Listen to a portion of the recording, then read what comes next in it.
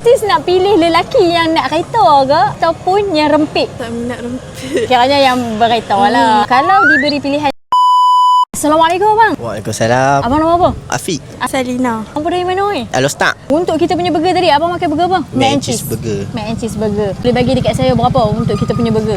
9/10 lah. Boleh tak bagi kita dekat kamera? Kenapa orang-orang Alostak yang tengok video ni kena main dekat Defect Burger? Nama rasa ni main sekali pasti main repeat banyak-banyak kali punya. Tahu dia.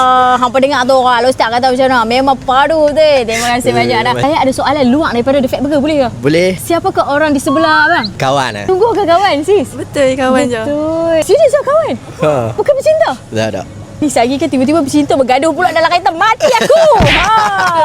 Tak bercinta tak? Kenapa boleh jadikan lelaki sebagai best friend sis? Sebab selesa.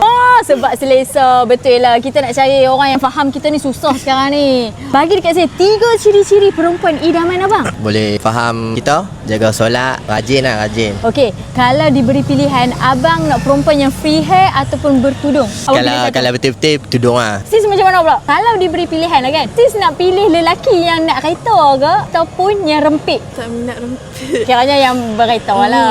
Kalau diberi pilihan jugalah kan, sis nak kan suami sis tu gaji berapa? 2,000 boleh, 3,000. Kira tak jadi masalah lah. Janji bertanggungjawab lah. Betul. Okey, alright. Baik, terima kasih banyak. Thank you so much sebab hampa jawab soalan-soalan saya yang merepek-merepek ni. Boleh lambai dekat kamera. Okey.